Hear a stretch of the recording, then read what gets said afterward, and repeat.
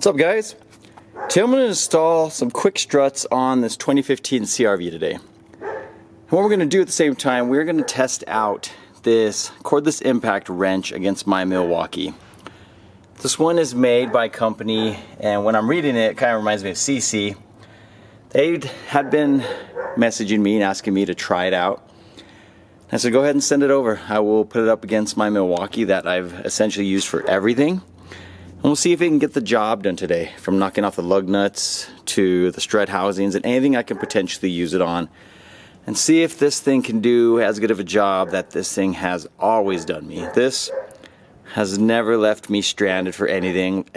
One thing I liked it for the most was breaking crank pulley bolts loose on some of those Honda engines, and I've never had it let me down yet. We may not get to testing on something like that, but we're going to see if it can potentially do the job up against this Milwaukee when installing these quick struts today. This unit comes with its own carrying case. It has 2 batteries, one I already put on, charger. Has its own set of sockets. It has some bits and these are like bits for like screwdrivers, and also some drill bits. It also has these locking slot and the rubber which go around it, so you can put these on and then you can actually slide the pin through there, and then the rubber band holds it in place. So it has a variety of tools that it comes with. I don't think I will use any of that today. Even my sockets, I may or may not just try these out. They feel kind of thin compared to the ones I'm using, but these just feel a little bit heavier overall. But we'll still run those through and see if they can get this job done. This 12 should not be any work for it. Not at all. These two can be kind of tough. You have a 22 nut, and we have the 19 bolt head. Let's see. Now I just tore through that also. Let's get the bottom one removed.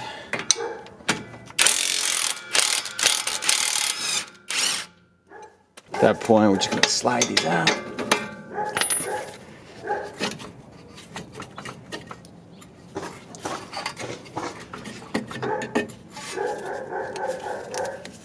Let's get the ABS line removed, and also, well, let's see if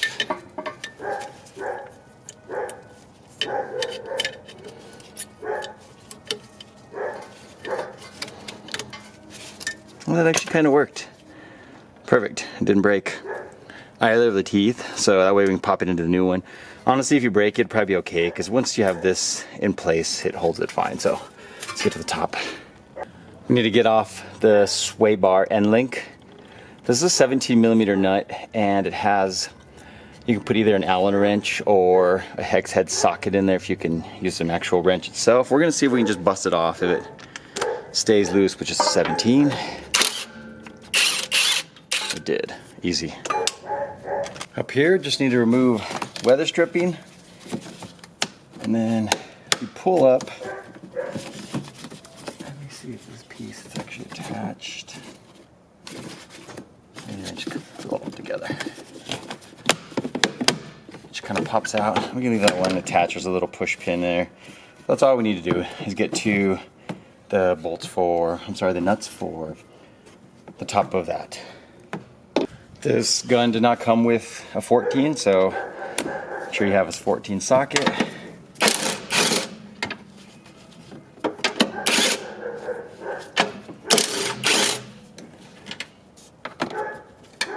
Can't seem to grab that guy. I want to get at this angle. So I got those two. I'm just going to have to use regular wrench and ratchet and socket to get those last 3 off.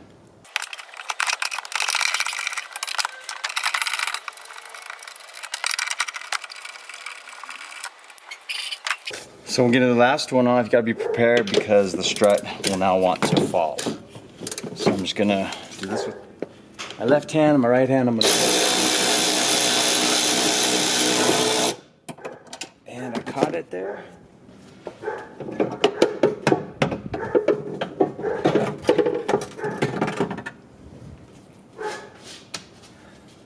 You can kind of pull it out, and there she is. Here's that new Detroit axle unit versus the OEM. Everything's already put together. Even has new nuts, which is great if you want to use those, or the old ones. Old ones should be fine also. It's kind of neat. This looks like maybe a production day. Just make sure you have the correct one. You can tell by the brake line brackets. And then just go ahead and get this reinstalled. Easiest way is to feed it up, put a couple nuts on to hold it in place, and then you can just kind of start retightening everything down here. Not too difficult of a job for that. When getting the new strut housing ready, the one thing you do need to keep is this cover. This will protect it from any sort of water getting in there and creating rust, corrosion. So you can just pull it off there and it just pops right on there. So anything that falls on top of it will actually, any water just will go to the sides and it won't damage the strut housing or the hardware inside there. This kit came with new sway bar end links, so I am going to go ahead and install those. The top one is already off, so at the bottom, if you can just try to get that loose as we did the top. It may not work, and then you may need to get a wrench, and let me find out the size of this hex in there. So I'm going to try just with a 17 wrench and a hammer to loosen that up. Maybe the end link will stay in place and I don't need to use a hex head. If I can just get it loose though, it'll help, because it's hard to sometimes break those loose with the Allen wrench or socket and a wrench on there, but we're going to try this really quickly.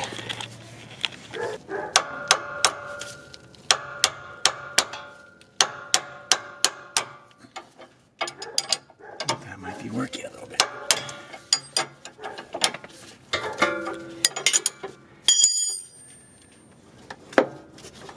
Okay, yeah, that did not get loose. Perfect. Sometimes it can be really finicky. I live in the desert, makes it a lot easier. I'm sure there's no corrosion or anything on there. You may not experience the same. So, see now right now, oh there we go. Right now it was spinning, trying to just angle it and get the nut off. I haven't used the hex head, but if I do, it's okay, it's loose now. Yeah. So let's put this on. 6 mil. Let's get this guy in there. And that stops it from moving.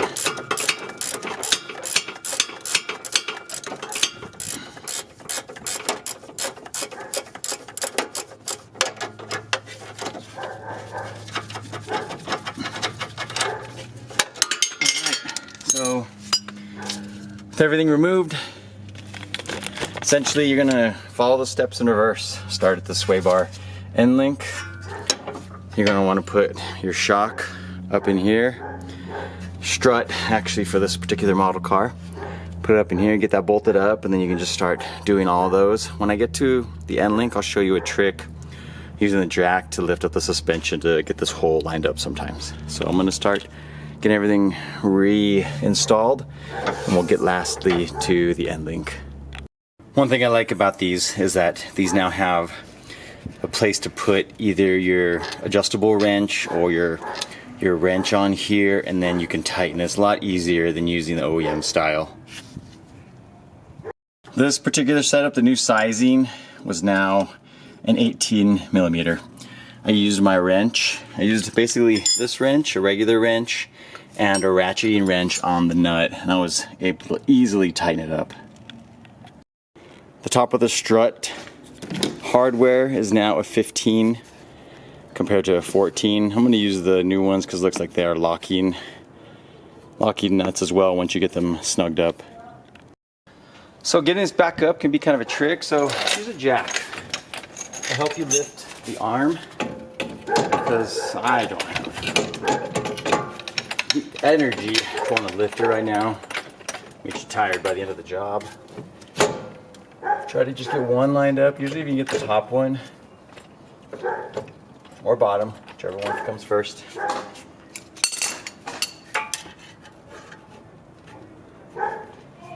After that, let me hold. Wiggle it around. And use your hammer. And the top will be easier, and vice versa. Let you get the top one in, the bottom goes in easily as well.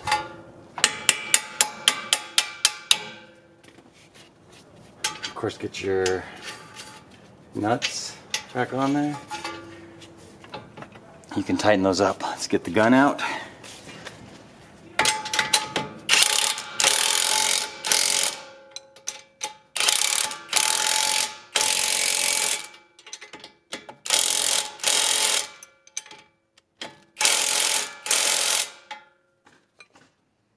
Let me see how that feels with my Milwaukee, because kind of certain feel that I like. Milwaukee spins it a little further. So a little bit stronger. Seems like obviously bigger motor in comparison, but this one seems to be doing the job so far. This is what I was talking about with the ABS line. Like if you break that clip, once this thing is in place, like the wire really isn't going to go anywhere. You should be perfectly fine without it, but I was able to retain it. Now it's back in, and now see the sway bar end link. Let's see if it's close. Okay, so if you're having trouble with that, your jack is already on the bottom. Just jack it up. It'll compress the spring and strut housing, maybe a little more to get it lined up. It looks like it's flat on the other side. And there you go. Go ahead and tighten that up. Tighten up the top, and we are done with the front. Really easy to install these quick struts. I've done it in the past where spring compressor, remove the top hat, remove all that jumbo, and it's just a pain in the butt. If you're doing stock suspension, I like the quick strut units. Been using the Detroit axle ones for a little while now, and really like those. Put them on the CRV, first gen CRV a little while back, and they ride really nice. And it's so nice you get all new bushings up here, new isolators. You just have a whole new unit altogether. Cuts your work time down significantly. So we're gonna button this side up. I'm gonna do the passenger side quickly also, and then I'll move to the back, and we'll continue using this gun to get everything off and get the suspension finished up. One thing I did encounter with this socket being heavier, weighted sockets usually do a little bit more damage. Seems like the 19 on this light one, it was having trouble breaking the passenger side loose. Took a minute. And then when I switched to the heavier socket, it didn't seem like it was anything at all. So I think this lightweight socket probably doesn't help much, so if you have your own, I think it'll do a much better job. Now we're gonna get started on the rear. So first bolt you need to remove is the bottom of the strut assembly, so 17 down here.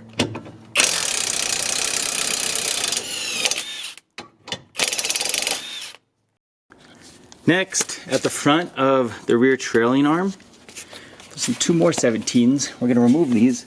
That way to give us room to get the strut assembly out.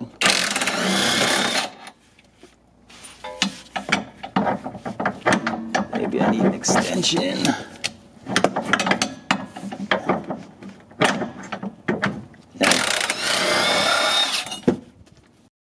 Now on the interior of the car, there's these plastic panels, one on each side. You could just get, where can I find the front? It's a little easier. Just pop them straight up. And inside here, you're gonna see one 14mm down there. The other one is on the opposite side. Get both of those removed.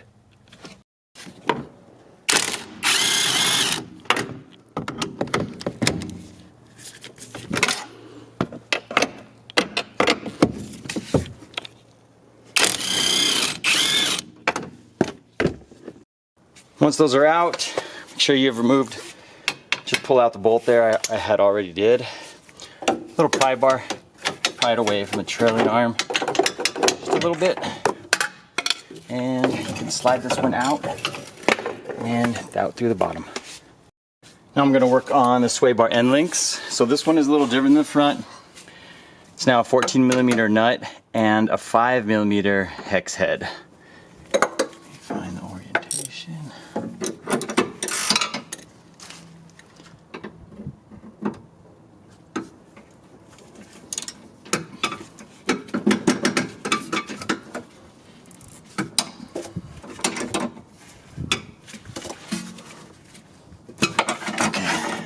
little tough, but not bad. Once you get started, it's a lot easier to get removed.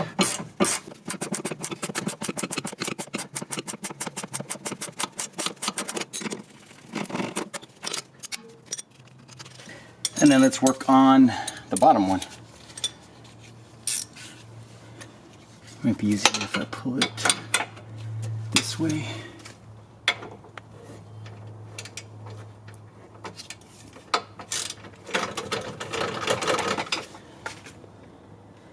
Okay. That one was much easier.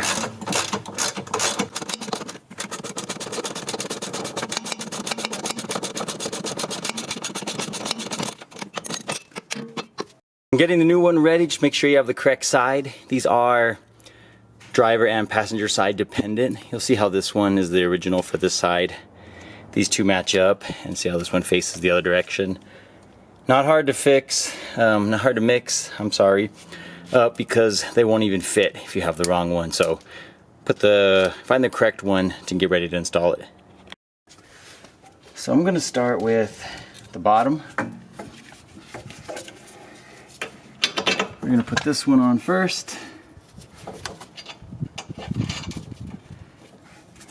And this one is now 15 millimeter nut. And the piece on the back where you attach the wrench is still an 18. So we'll get that in there, and let's get this one tightened up.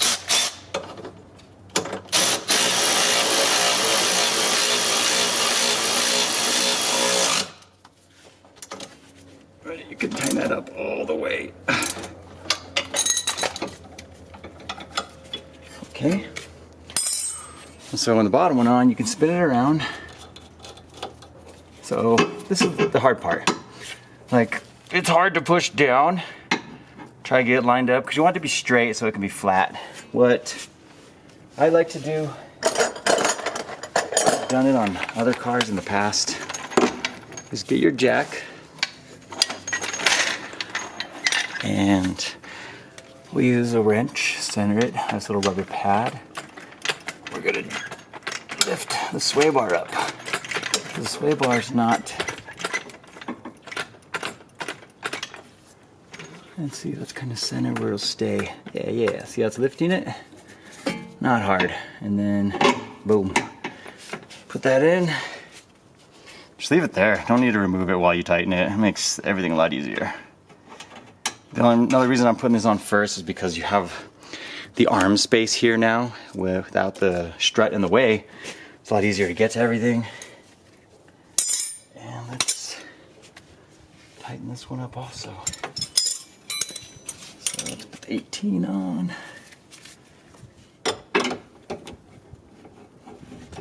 Back here. And just come around this way.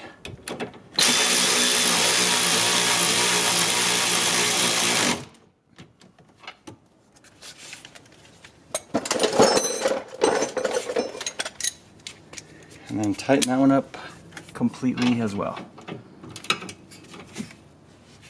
Now it's tight already. A little bit more. And then of course you can let this back down and that's on. Next up is getting a new strut in place. It does also have new hardware. These have changed to 15 millimeter also. Drops in here, slide it up, get the top two into the holes, the mounting holes. Bottom's okay, so it'll also, again, slide your jack down here. This will help hold it up because I don't have anyone else here to hold it in position while I get the top two tightened. So just put a little pressure on it and then take these two, feed them in, get them tightened up. I want to get this strut mount housing back into position, and sometimes a little hammer. Slide it right there. Looks like I could probably just wiggle it around. Perfect, got it started. Go ahead and tighten it up a little bit, not all the way. We have a little bit of room there, so that one's on. The front trailing arm, it's not that easy to lift unless you're super duper strong. What I would do, once again, use your jack for leverage. I'm gonna put it right here in the center of the arm. That'll probably help me get it up. A little closer. And then I can move with, shake it around with my arms. Let's try to get these 2 bolts started. Perfect, that one was actually perfect. So you wanna make sure you get them started. Do not use a tool to try to get them just like hammered in with on the threading. Make sure you get them, yes. Make sure you get them started with your hand, or just be careful about it, because the last thing you want to do is strip these. You are creating a lot of work if you mess up the threads inside the body. So with those tightened, I think I got them on enough. I'm gonna pull the trailing arm back up. Okay, so it's not tightened all the way. And inside here, I've talked about it in many videos in the past, you have rubber bushing inside for the rear trailing arm bushing and also for the strut. So let's take the strut back down, and let's jack it up completely until the car lifts off the jack. So right now, that's gonna be where the suspension sits at full compression. So now you can go ahead and tighten these up completely, because that's where that rubber bushing is gonna sit at all times when the car is on the ground and whatnot. We don't want to tighten them prematurely, because you do that, say if I would have tightened it at that other lowered angle, when we drop the car, that bushing is now being stressed out at a different angle, and it's going to prematurely wear out. Last thing we want to do is have to replace another bushing just because of an improper install. So go ahead and tighten those up now, and looks like we're done. Sway bar end link on. Top I already did. I put the cover back on and tighten up these 2. Let's get the wheels back on the car next.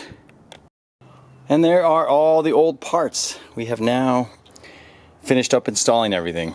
If you're curious on the time frame, it took me about 3 hours from start to finish. That included recording, setting the camera up. That always takes a moment longer just to get everything set up. I also did one side first to have an idea of what I was working with, and then cut it down by doing the second side and recording it, but went on smoothly. I'm curious to see how it rides. I'm sure it's going to ride a lot better. My wife's CRV seemed to be a little bouncy in the rear, kind of floaty. I noticed it needs some new tires back here, so that might not also be helping, and we'll see. Hopefully it should feel really good again with the restored struts on there.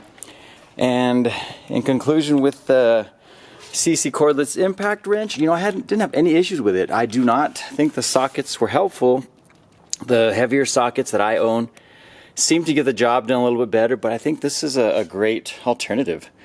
You know, the motor on the Milwaukee is much bigger. You can tell the weight difference. Let me put it up here on my scale. Let's get this thing started. Let's see how heavy the Milwaukee weighs. This thing weighs 7.8 pounds. And the CC weighs 5.6. So it's like a 2-pound difference. I don't know if... Let's check the battery. I'm going to set this one down. Battery itself for the Milwaukee, 1.8 of that. This one, 1.4. So it's not a huge difference in battery. You can feel it. That one is heavy. Yep, 6.4, 4.4. So 2-pound difference, a little bit heavier, but overall I like it. I'm gonna keep using it. I'm actually gonna use it for all the jobs that I work on from here on out, just to put it through the paces and see how long it lasts. My Milwaukee has taken a lot of abuse. The little rubber pad is rubbed down, there's scratches. I can't tell you how many times we've dropped it. It fell off a trash can, it fell off the desk, it fell off of whatever. It's held up to a lot of abuse. One of the reasons I really like the Milwaukee products, and even the batteries too. Like, I hear that these clips sometimes break off, but I haven't had that issue. It's been solid this entire time. So we'll see how long this one lasts. I figured I'd give it a shot. They wanted to send it out to me for free. Might as well try it out and add to the collection and see if it continues to do the job. So you'll see me using this one in the future as well. But thanks for watching today, guys. Hope I helped you out on getting your CRV suspension restored and fixed up. See you guys next time. Take care.